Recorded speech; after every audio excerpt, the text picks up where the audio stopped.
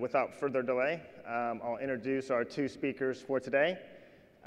We have Murli Buluswar, who is the Chief Science Officer for AIG's Property and Casualty business. Now, he'll be on stage momentarily, but first up, we have Tom Koulopoulos, who is the president and founder of the Delphi Group. So please join me in welcoming Tom to the stage. Thank you.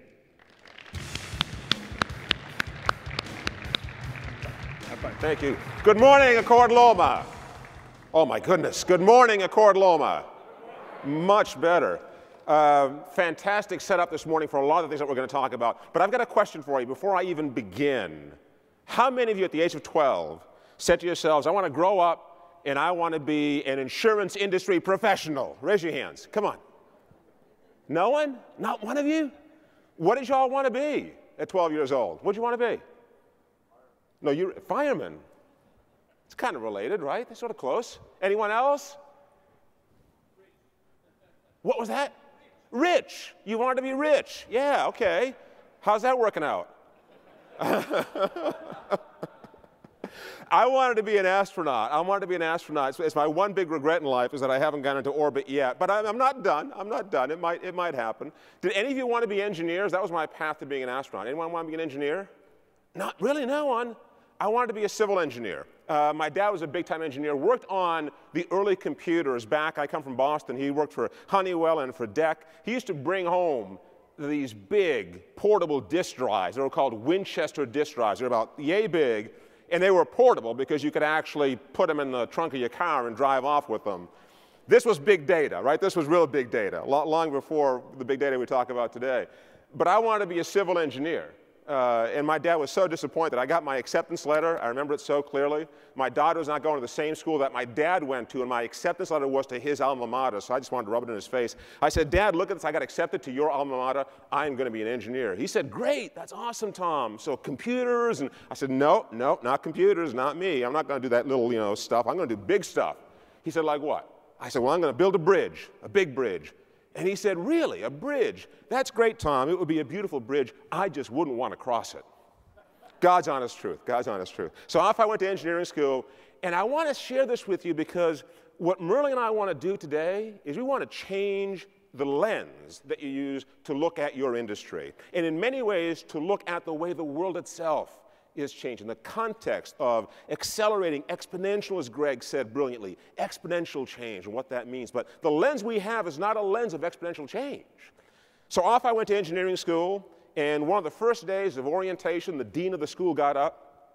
Never forget this, and he started to rant and rave about what it meant to be an engineer. And at one point he said, as engineers, you will never, ever see the world in the same way again. And he grabbed a chair like the one that you're sitting on right now. He held it up over his head, and he said, what do you see as an engineer when you see this chair? And my friend Sal, I'll never forget, was sitting next to me, and I nudged him. I said, Sal, it is a chair, right? And he said, yeah, I think so. He went back to his rant. This is not a chair. In fact, you don't see 4 legs. As an engineer, what you see are 4 vectors of force. And I thought, shit. Dad was right. Because I don't want to see vectors of force. I want to see the beauty in the world. It took me 20, 25 years to finally figure out what this guy was saying. What he was saying was, we all build these lenses, our professional lens that we use to look at the world, right? And we take pride in these lenses, don't we? Because these lenses become what we are. They're the value we bring. But the reality is that that lens has to change, and faster than it ever has before. And that's the journey we want to take you on this morning. How does that lens change? How do you change it consciously? Because the world will change it for you, even when you're not paying attention. But how do you make a conscious effort to change that lens? Tough, right? I mean, it's a big question, but Murli's been doing this, and I'm so excited to get into the conversation with him in a few minutes because it's rare that you find someone with the kind of passion he has around changing an industry, a tremendous sense of purpose that Murli is going to bring to this conversation. But before I bring him out here, does anyone believe this quote? You can raise your hands. It's okay. It's safe. It won't leave the room. Anybody? Good. But what if I were to tell you that even though none of us believe this, we all behave it?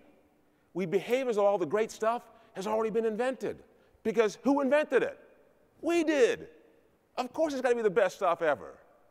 But the reality is that this isn't true, and yet we act as though it was. What I want to do is help you break free of this. So Greg talked about exponential growth. Boy, I don't think we have any real sense for what that means. Exponential growth has barely begun. We have been living on the elbow of a curve that shows no sign whatsoever of abatement. This is what that curve looks like on a logarithmic scale. What I mean by logarithmic is that every decade of this scale is in fact a J-curve. We flatten it out by making it a log function. So from 0 to 100, or from 1 to 10, is the same as going from 100 million to 1 billion. What this tells you is that in every decade, now follow me here, because I'm going to blow your mind wide open with this one.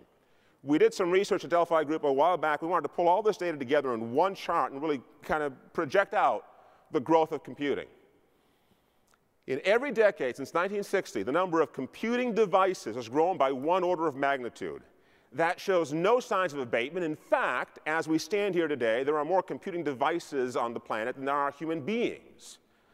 There are nearly 6 billion cell phones, and there are 7 billion people, right? How does that math work out?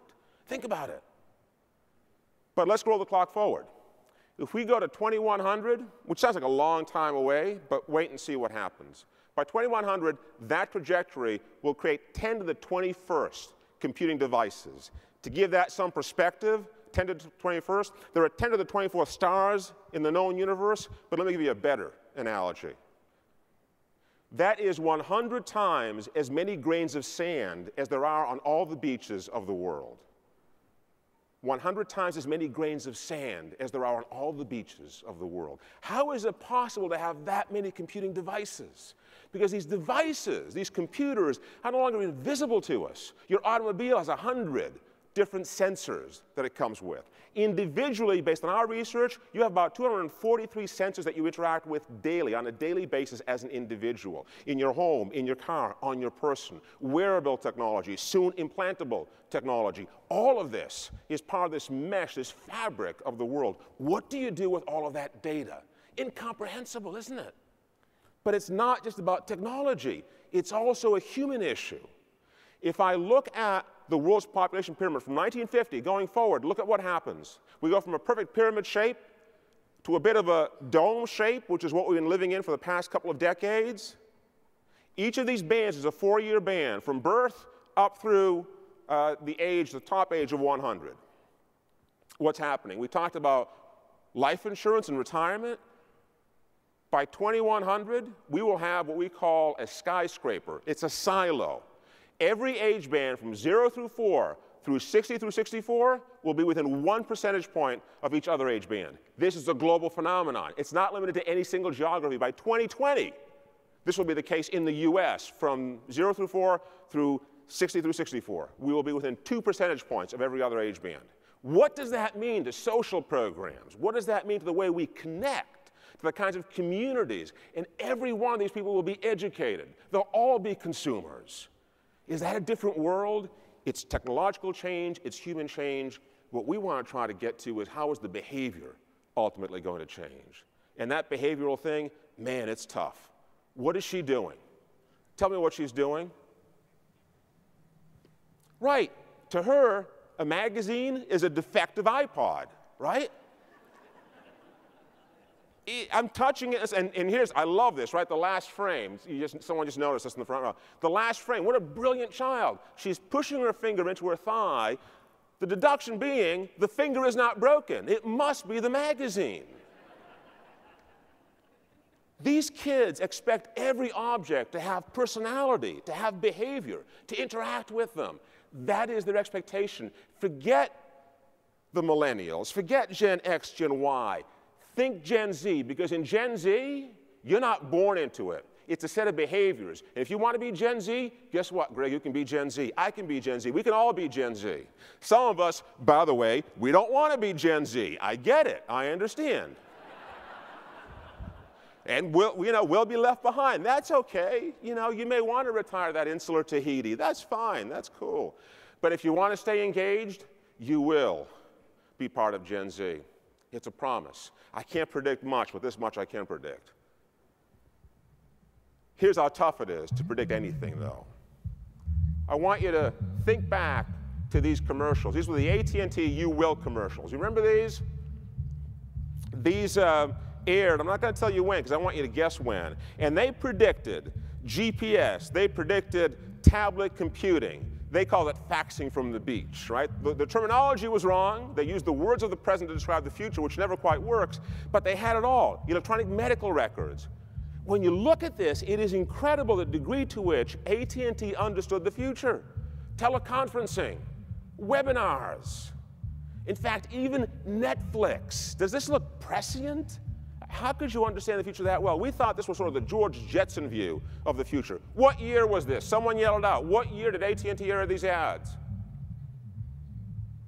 1993.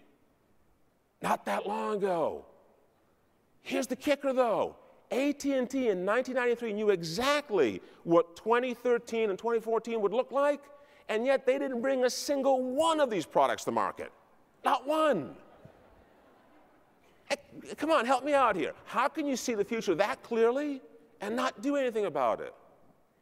The lens we have, it becomes old. We see the future through the lens of the past. You can't afford to do that. The world's moving much too quickly, and it's going to move faster and faster and faster. It's not going to slow down, folks. I personally wish it would, but it's not going to slow down for any of us. And what that creates is a very interesting set of dynamics. You've got a world moving faster, greater uncertainty, greater opportunity as well, but a shrinking window within which to make any decision. At the same time, what's happening to data? It's increasing. More data. We need more time to make decisions. We don't have more time. It seems like an almost unsolvable problem. The good news is it's solvable, and that's the objective that you have at this event, is to look for those solutions, to see how your industry can be transformed through your thinking. It is a hard thing to do. You want to see how hard? Look at the girl, and I'll show you in 30 seconds why it's so hard. If she's spinning clockwise, raise your hand if she's going clockwise. If she's spinning counterclockwise, raise your hand. Almost down the middle. If she's going both ways for you, let me help you out. Let me help you out, because I want to make sure I'm fair. Let's make the one on the left go counterclockwise, the one on the right go clockwise. Can anyone do it? Anyone? Why not? And here's the thing. The girl is not spinning.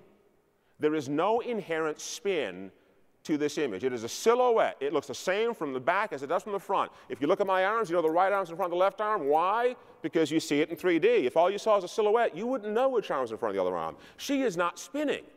Can anyone now change at will the direction of spin? Can you do it? How many of you can do it? A few of you, but not many. Maybe a dozen hands are going up. What's wrong with the rest of us? We found a pattern. We attached ourselves to it. It's what we do. We're human beings. As organizations, as enterprises, we attach ourselves to patterns. These lenses become old. They become old, and it gets tough to break free of them. It's a challenge, but I think it's one that you're all up to, and it's one that I'm looking forward to exploring with you, and I'm going to leave you with this one last slide to think about. So far, as we've addressed this challenge of breaking free of the pattern, what we've been doing is it's analogous to driving by looking just in the rearview mirror.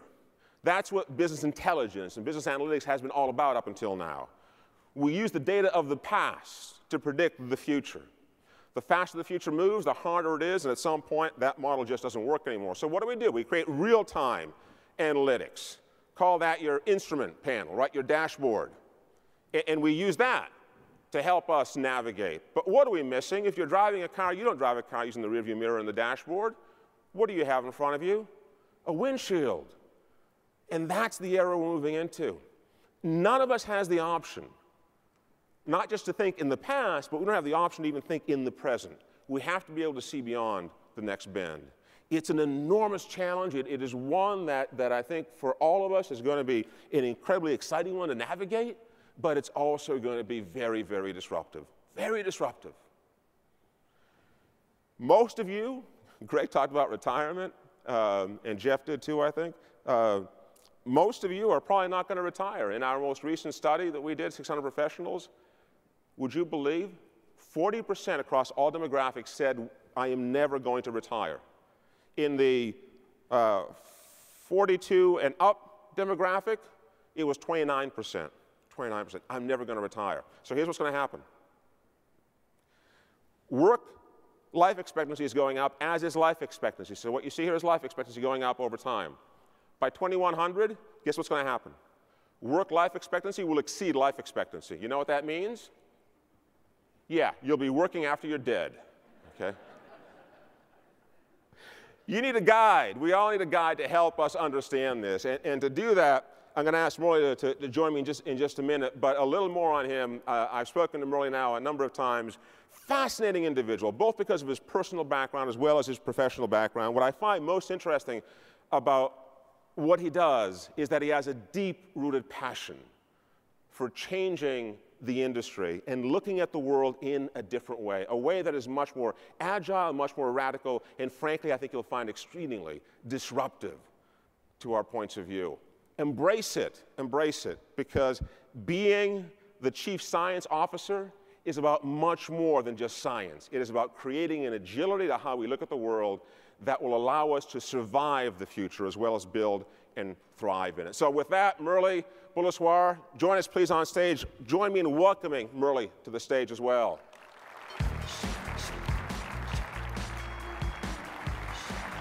Very nice setup. Thank you. Very impressive. So we've had a lot of fun talking about this stuff over the last several months, and as you saw in my setup, I think part of this is that we have to look at the technology and we have to look at the human side of it as well. So I've got to come back to your title, Chief Science Officer. It sounds as though you're working in a laboratory, but that's the furthest thing from the truth. Tell us a bit about what it means to be a Chief Science Officer, and how did you get there? Absolutely. To answer the last part of your question, I got lucky. So if I've got one advice for the audience here, please do get lucky, and you'd be amazed what it does for your careers. A little bit of luck never hurt. So the premise behind creation of the role of a Chief Science Officer at AIG is quite fascinating. We've recognized as an organization, AIG, coming through the turbulent times from the financial crisis, that a company, and this is a Jack Welch quote, when the change in the world outside of an organization outpaces the change within an organization, then the end is near.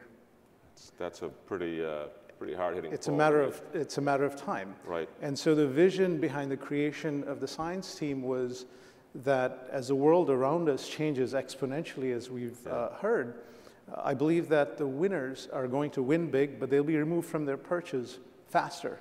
And so, as you pointed out, it requires a fair bit of agility. And within the context of our industry, it's the ability to harness internal and external data assets, and to find ways in which we can blend the art of decision-making with science to make superior decisions. So one metric which I always find fascinating is AIG spends about $100 million in indemnity payments in every single day. And that has profound implications for the quality of lives for our clients. And we believe that we can use the power of big data, again, both internal and external data, to get people faster, healthier, to deliver superior customer experience through the power of insights. And that's really the vision behind the creation of the science team. How long has the team been in place? I've been with AIG for about two and a quarter years. When I first started, the team was about 5 members strong. We've grown to about 125 plus professionals, mostly in New York, some in London, as well as Tokyo. Yeah. I'd be curious, how many of you have in place a data scientist function or something along those lines, just by a show of hands? So very few hands are going up. Yeah. And now this is a term that's become vogue over the course of the last 5 years or so. I don't know many schools that are graduating data scientists. Some are, but not many. Where do you find this talent? Only 2 or 3 hands went up. Where do you find the talent, the staff? 125 people, that's a big team. It is a big team. It is a big team. What I look for is fundamentally intellectual curiosity and the ability to learn, and a passion for evidence-based decision making. And those are characteristics that you can draw from within the industry and, of course, many other industries as well. Right. You'd be amazed how many programs of this nature that are interdisciplinary that are mushrooming. Carnegie Mellon, University of Chicago, NYU, Northwestern, and such. And we've been able to draw talent because I believe that the people who join the science team want to have a story for themselves in their professional careers. And my commitment to them is that this journey, however long it lasts together as part of the science journey at AIG, will be the most memorable chapter in their professional lives. That's quite a bar to hurdle. Yeah. I think it was, we were talking earlier, and you mentioned Laszlo Bock, who runs HR over at Google, has said on record, you don't look at GPA. That's not right. What tells you if a person is smart or not. You're looking for a sort of creativity in this individual. Creativity, resilience, the ability to teach and the ability to learn. Right. And that's absolutely critical for all the reasons we've highlighted in the last half an hour. Yeah. The world around us is changing, and what I'm not interested in is recruiting people who take a stock approach to knowledge, who want to be the experts. Rather, I'm looking for people who recognize, who have the humility to know that it isn't about what you know, it's about how you learn and how you adapt, because the problems that we're tackling are problems that we and many other organizations, most other organizations have not tackled before. And it requires new thinking, it requires new approaches, which requires agility. Well, what was the great Einstein quote that you shared with me backstage? What was the great Einstein quote? That the thinking which got us here? The thinking that got you to creating the problems cannot be the thinking that can help you solve it. There you go. And that really sort of captures the essence of the vision behind the creation of the science team, which, by the way, is new not only in insurance but across industries. You look back 25, 30 years ago, there was the role of a CIO or CTO that was created. Right. I think Walmart and GE were among the first two firms to embrace that role, and now it's become much more common. This is the first science function at this level of seniority that's part of the C-suite in a large organization across industries. You're senior vice president as well as chief science officer, so clearly the level of responsibility and visibility within the organization is enormous. Tremendous. And I would imagine all eyes are on you because 125 people, it's a big investment. Absolutely. To make, right? So what are some of the success stories that have allowed you to sort of get licensed to do more? Absolutely. So the way we think about the role of science is we break our work down into three broad buckets. Incremental, which tends to be 0 to 6 months in time horizon, transformative, which tends to be 6 to 18 months, and then disruptive, which is longer than 18 months. And we try to have a parallel time horizon focus across all three to deliver value across multiple measures. We, for example, have been able to make significant inroads in understanding workers' compensation. And the challenges around figuring out what are the pathways that lead to complexity in different situations that then create more problems for people who are trying to get back healthier and back to work. And it turns out the things that cause complexity earlier after an accident might not be the same ones that cause complexity down the road. Right. So we've been able to figure out which 10% of the claims drive nearly 60% of our losses. And doing that is important because now we can actually model the pathways and make smarter decisions earlier in the process to prevent people getting addicted to opioids and to get people healthier faster. And as such, not just measuring risk, but lowering the overall risk through this. So I find this notion of datafication one of the more fascinating in this area. As we go through this, by the way, folks, there are 2 microphones set up in the aisles. You're more than welcome to join the conversation. We encourage you to do so with any questions that you have or comments. So stand up, we'll see you. There'll be a fellow who'll be there and will raise their arm so we know that you're ready to ask a question. So back to datafication. Yeah. It seems as though, and this is going back to some of the remarks I was making in the opening of this session, we become so learned that we start to create a territorial boundary around our knowledge. Yep. And it becomes static, and we become proud of that knowledge. Yet the data can inform us otherwise. It can be critical of that knowledge in some cases. But yet, we resist learning from the data. So how do you get an organization to see the truth in the data when they don't know the question to ask necessarily, when the data is going to inform me on something which I don't know was a problem to begin with? That's an incredibly astute question. What we try and do and we didn't practice that question, by the way. That just came to me off the top of my head, really. Nicely done. Impromptu, ladies and gentlemen. So what we find is that oftentimes people either are not asking the question, Right. or are trying to solve for the symptom, not the cause.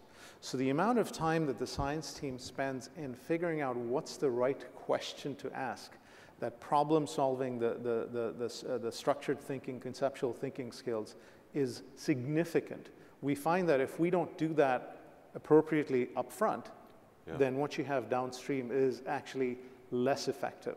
I'll give you a simple example. We think, let's say in a particular line of business, any company, not just AIG, let's say they were losing money. And you say, well, you know, the obvious answer is to raise rates. Yes, but if you raise rates on an average, what happens is you lose both good and bad customers, but you chase away your better customers at a faster rate. Yeah. You've shrunk your top line, and because your mix has changed, you're now worse off. Right. So thinking about the problem in that context, and thinking about recognizing the fact that you might have a certain view on what an exposure is, but you've got perfectly intelligent, if not more intelligent competitors that see the same risk and draw radically different conclusions, is really an opportunity to learn from the collective wisdom of what the rest of the industry is doing. Now, to layer on top of that is then saying, how can I actually understand this risk or the potential through lenses that the competitors don't? One example that I have is you think about life insurance. We talked about how the challenge is getting generation Y and Z to embrace life insurance more. And we lose, what, about 40% of the people that say, you know what, I want to buy life insurance, drop out through the application process. It's expensive, and it is quite invasive in ways that many of us are acutely familiar with. And I believe that sometime in the future, and I believe this will happen in the next decade, we are going to be able to harness genomics to understand health risks over a 20-year time period, because those are much more profound than a point-in-time height, weight, cholesterol level measures of your health. And I believe that that kind of thinking then will expand the amount of life insurance that we're able to offer, reduce the cost because it is less expensive, and give people a chance to live more secure lives and have that safety net. So let me pick up on that point, because you were at Progressive. Yes. And Progressive was one of the pioneers in telematics, creating onboard computers that would capture my behavior as a driver and therefore provide information about how to best price the policy for me, what kind of risk I present. This whole notion of risk is changing, but so is the notion of transparency. Yes. So when we begin to talk about genomics, the initial sentiment I hear from people is one of fear. Yes. It's invasive, as was, by the way, the same sentiment with telematics. Yes. What do you see happening there? How do you see the social attitudes towards genomics changing in such a way that we will be more accepting? In other words, what's the benefit over the liability? I think we're dealing with a little bit of a dichotomy. On one hand, this explosion of data, whether it's social media or mobility, you know, those of us that have our cell phones on are emitting data as we speak. Right. And that creates potential threats in terms of how private or public enterprise take advantage of that data and what they do with it. On the other hand, it's becoming a part of our lives. We're very, very comfortable emitting all sorts of data every single day in everything that we do. And we do so voluntarily quite often. I mean, Instagram, Facebook, LinkedIn are just a few such examples. And so I think that we haven't found quite that sort of happy medium. But I do believe that whether it's with telematics or whether it is, say, hypothetically or futuristically speaking, the instance of genomics applied to life insurance, we will embrace it. Why will we embrace it? We'll embrace it because it actually, first of all, it expands the marketplace. It gives more access to people for protection from insurance than would otherwise be able to. And it influences the outcome. It's not just measuring the outcome. So telematics will very, very quickly, and in some parts of the world is evolving, where it's actually changing driving behaviors because it's creating that feedback loop. And I think that's a beautiful thing. Right. So that's the world, that's a direction in which I believe the world is evolving. Now, there's always starts and stops, and there's legitimate issues around the privacy of data and what purposes it's used for. But I believe we'll sort through that as a society and more broadly even across countries. What got you so passionate about this? I mean, it's obviously a choice that you made to be a chief science officer. Is it that you want to change the industry? Is it that you see global trends that you think need to be addressed, that you want to have a hand in? There's a passion behind what Yes. you're doing, obviously. I'd like to know more about it. I think these folks would as well. So people ask me, what gets you excited? What makes you wake up at 5 o'clock in the morning and come into New York City? And I have a twofold response. One I alluded to earlier, which is the team that I have built. Many of them do not have insurance experience, but they all have this common passion to drive change. And I think we all do at many levels or all levels. And I have a personal commitment to the team that this experience that they have will be the most enriching chapter of their professional lives. That's passion number one, that personal commitment and loyalty to my team, many of whom believe in this vision behind the creation of this team and have joined me in this journey. Right. The second piece of it, frankly, is I want to do work that is worthy someday of writing a best-selling book. Not for my own fame and glory, but rather to believe that I might be part of a journey, part of a team that has created this capability that has fundamentally influenced how a particular organization, through that a particular industry, and through that multiple industries, think about harnessing the power of information to make more sophisticated decisions that benefit their customers and that create more societal value.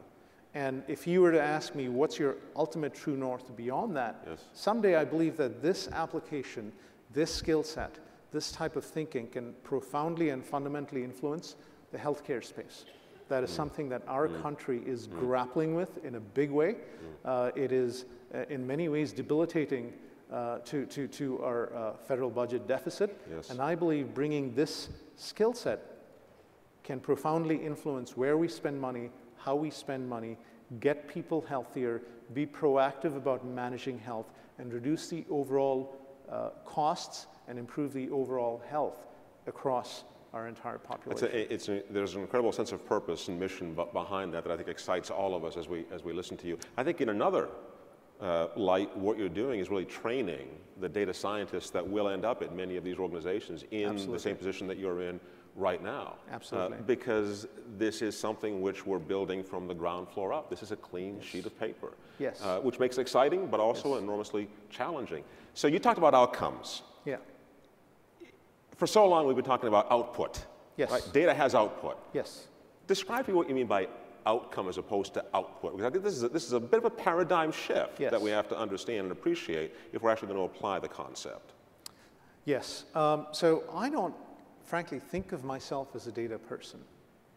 I think of myself as a change leader whose mission in the context of the science team at AIG is to influence the culture, both in terms of how decisions are made and also in terms of what specific decisions are made. And as such, if you step back and you think about that opportunity through that lens, it isn't just about the data, it isn't just about the insights. It's about having a much more integrated approach to shaping problems, to thinking about where science should meet the art of decision making, where models and insights and data can complement human judgment, and then to connect that to the so what. You might have the most brilliant insights in the world, and we all know of technologies that have been vastly superior to other technologies that still ended up losing, Betamax and VHS being one of them, not because they were the best, but because they somehow couldn't quite piece it all together. So the challenge really is saying, at the end of the day, you're trying to influence decision making, whether it's in the front end or it's the back end. And to influence decision making, you can't just speak to the logic of people. You've got to win their hearts, and you've got to think of it as a change management journey that we're all in together. You've got to have the humility to say, I know what I don't know, but you've got to have the confidence to say, I know what I know. That's a hell of a combination. It absolutely is. How many CIOs or leaders of IT do we have in the room, just by show of hands? I want to ask you a question relative to this. A few. So when I talk to CIOs specifically, I get an interesting question. And this has only evolved in the last year to a year and a half, and you may have heard this conversation in your own organizations. The CIO says, look, I'm concerned. I'm concerned because I'm being marginalized, I'm being commoditized, And I just learned that the business is bringing in a data scientist. Shouldn't they be looking to me to help with that? And in some cases, the answer is, well, no, because you don't have that capability. Yes. In other cases, the answer is, well, why don't you have that capability? Yeah. What's the interplay at AIG between IT, the CIO, and the CSO? How do you work together from a practical standpoint? Do you see that as a real conflict, or is it an integration that should be happening? No. So I would tell my CIO brethren that you are the business as well.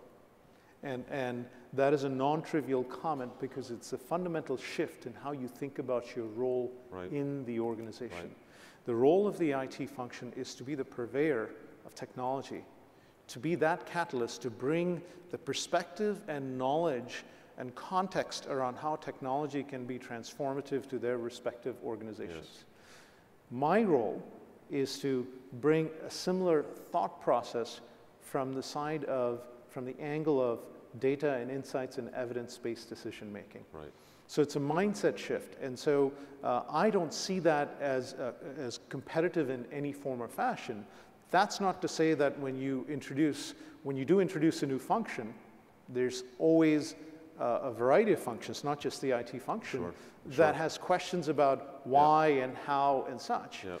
And I believe that the sense of fear to some extent is a good thing, because if that can catalyze you to be more self-reflective, to ask more questions about how your function and you can be more effective, then you're learning how to adapt to a fast-pacing change. But if that fear inhibits you, if it holds you back, then you are then, frankly, holding the organization back from being more successful and from progressing. I think that part of what you're speaking to is an integration of functions that have historically, unfortunately, been marginalized because they are separated. Yes. Right? As we bring these together, we actually increase the value of each of these functions. Yes. My function, think of it like this. The IT function, the finance function, the actuarial function, they all have quote-unquote swim lanes. Yeah. Science has no swim lanes whatsoever. So the effectiveness of a function like this is directly dependent upon how you influence. And it's dependent upon the skills that you bring and your ability to partner and your ability to drive change through all of these other areas and many more. So I'm going to pick up on that change issue. Sir, do you have a question, or you're waiting for someone? So if you have a question, come on up. The mics are there. I know it's first session of the event. There's a little trepidation sometimes, but we want to get you involved. So please don't let our conversation here and its momentum stifle you. We'd love to have your questions as well. On that topic of change, it's perennial. We've been talking about change management for as long as I've certainly been in the industry. It's not a new conversation, but you bring an interesting perspective to it. We've talked about this, the notion of change management being a three-pronged effort, having some logic, what you call logos and ethos, and a pathos. Pathos, yes. Explain that. I find that fascinating because I'm Greek and I like those words, but I also find the perspective fascinating. Explain that a bit. Where does that come from? Thank you for all that the Greek civilization has brought to you. It was the last good thing Greece did, so you're very welcome. Yeah, we haven't done much since then. But well, the point that I was trying to make there was, yes, I see you. Thank you. Feel free to answer, and I'll. Okay, thank you. So the point that I was trying to make was, oftentimes when we think about influencing, certainly data is objective and it's powerful, but you're ineffective if you don't understand how people actually think and how they feel and how that influences what they do. Yeah. And data is a big part of it, but if you focus only on the data, in some ways you're failing to recognize that we are all emotional human beings. Yes. And on a daily basis, we make decisions that defy logic. And therefore, my view is it's not just about the data, it's not just about the insight, it's about the ethos and the pathos. And the pathos in particular because you're emotionally influencing somebody, you're appealing to their thinking based on their set of values, and you're trying to paint a picture of what is possible and what is desirable. And you're most effective if you apply all three of those and bring them and go with them on that journey, as opposed to dragging them or pushing them or trying to foist it upon them. Now, that's not to say that everybody will be adaptive. People are effectively driven, I think, either by fear or by greed. And greed, I don't mean necessarily in a pejorative way, but in the sense of something positive happening. Yes. And we all have to make our choices at the end of the day as to how we want to live. Right. And so there is certainly change management involved there. But by and large, there is an opportunity, and focusing just on the numbers is an incomplete answer. Yeah. You can give me as many reasons as you want. Ultimately, it has to be my reason to change that drives me. Yes. That's very, very, very well put. Could you give us your name, please? Thank you. Yes, Sandy Perillo from the Hartford. So Murli, fantastic work. So interesting to listen to you. How does data management, best practices, data governance, metadata capture, how does that all play into your role as Chief Science Officer and into the work your team is doing? Very good question. Very good.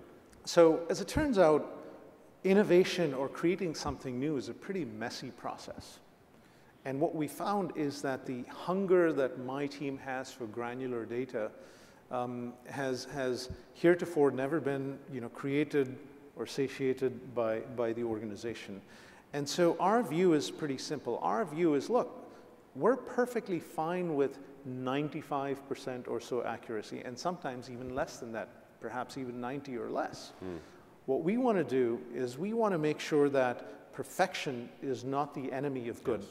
Yes. And we recognize that just like any product or any form of innovation, you have a round one, round two, round three approach. And we have to have that same agility and that same mindset.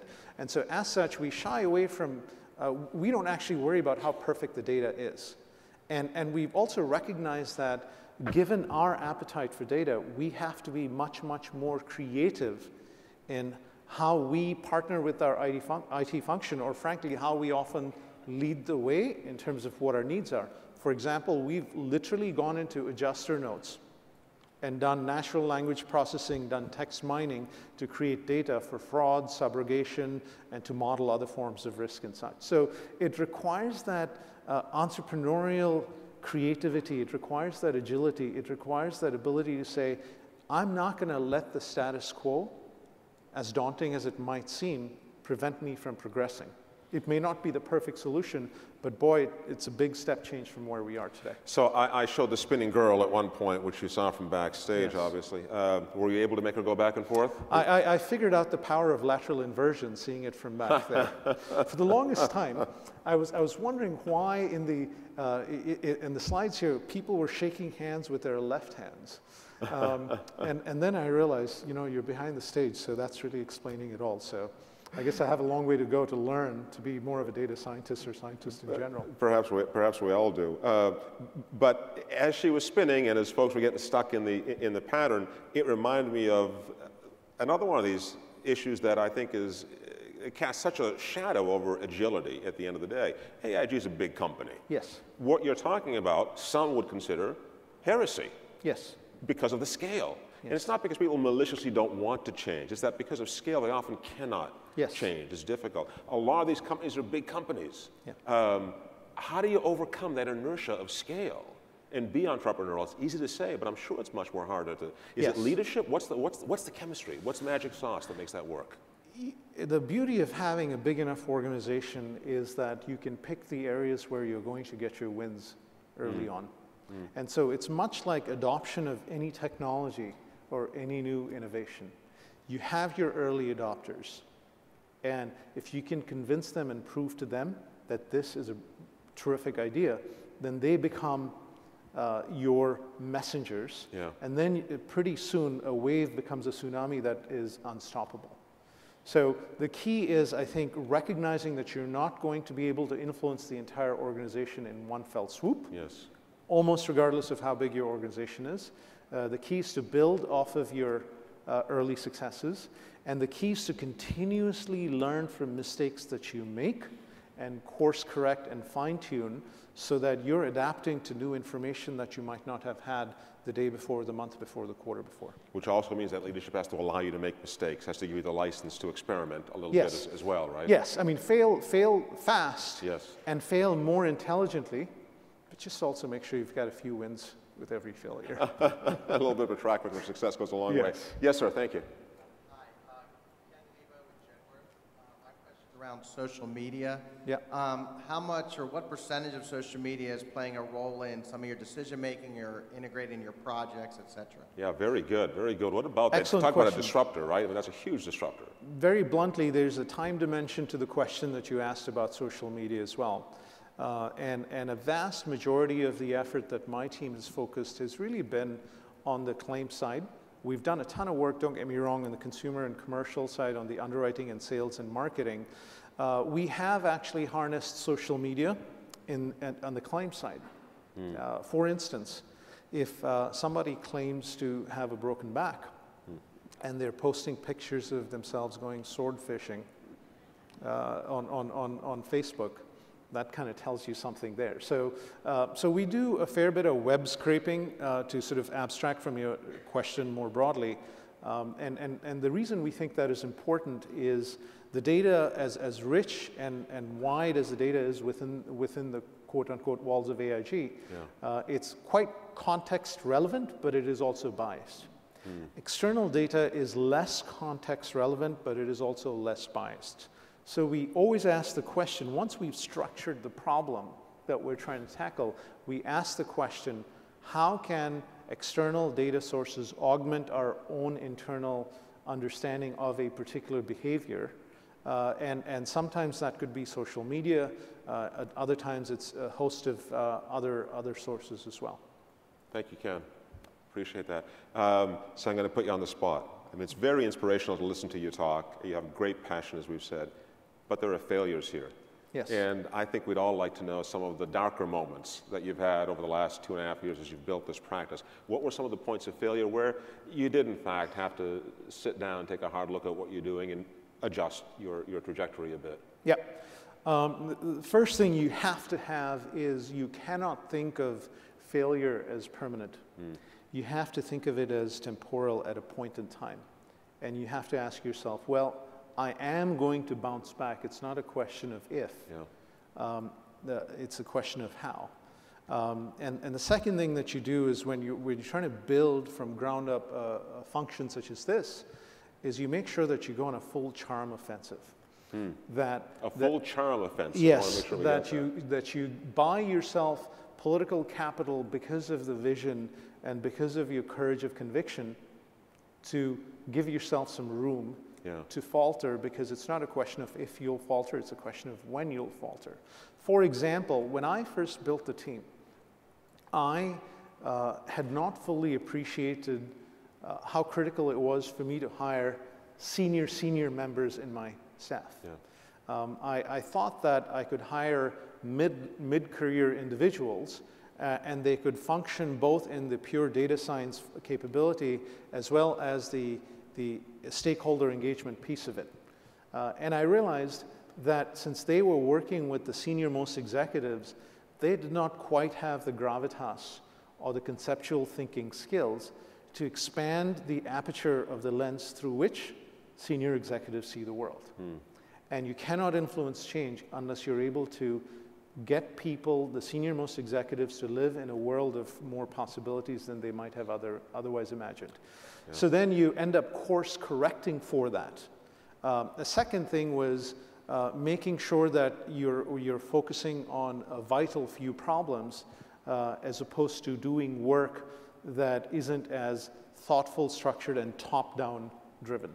So those are a couple of things that come to mind, and as you might imagine, when you build a team at this rapidly, you make hiring mistakes. Of course.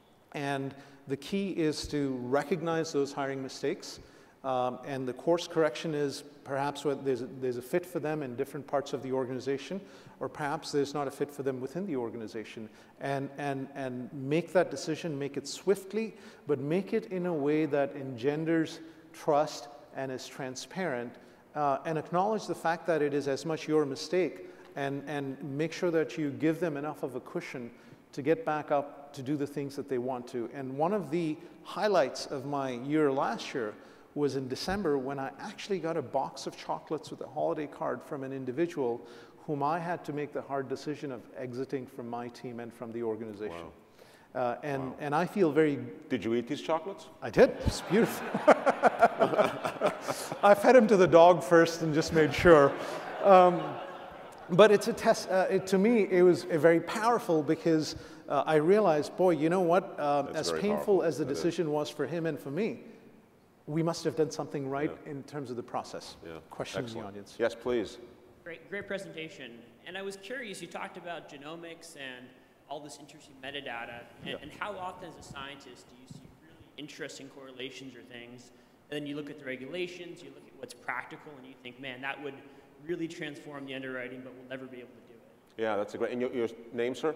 Mike Paulus. Mike. So Mike's asking a great question because, we saw this example of Target and Yes. how it knew that Yes. the young lady was pregnant before her father did. There's lots of examples of big data. Interestingly, however, a lot of the big data goes to waste. It's not really used to make any inferences at the end of the day. Yes. So practically speaking. Practically speaking, the way I think about it is always start by saying, if I were at the other end of the funnel, so to speak, or if I were out of the organization and looking in, or out of the industry looking outside in, would I feel good about the choices that we're making? That to me is a much more critical test than the legality of whether you can or cannot, because that's going to vary. And ask yourself at the end of the day, what do we do as an insurance company? Our goal is to reduce the level of risk in society. Make no mistake about it. It's not to measure the level of risk, it is to reduce the level of risk. Why is that important? It's important because when you reduce the level of risk in society, entrepreneurs, innovators take more risk. Yes. You create the safety net. Yes. And it allows them to be more powerful in doing the things that they've been doing. And so the simple lens for me is, as we think about different data sources and different problems, can I live with this from a conscience standpoint? And does this reduce the overall risk in society? And is that good? Is that a good thing? And how good of a good thing is that?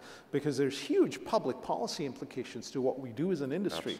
Absolutely. And in many ways, my view is we have not fully appreciated that. That's a brilliant answer, actually, because so much of the way we build successful, and Mike, thank you for the question, so much of what goes behind a successful capitalist system, Hernando de Soto, the Peruvian economist, has said at length, it is these not only inalienable but predictable rights in property. Yes.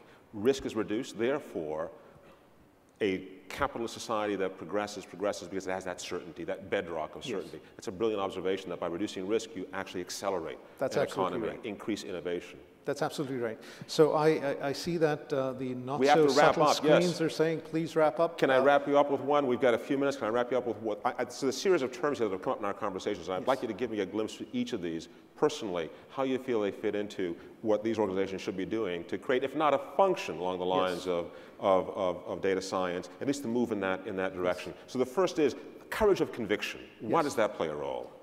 Courage of conviction is basically saying whenever you try to start something new, odds are that you're going to fail.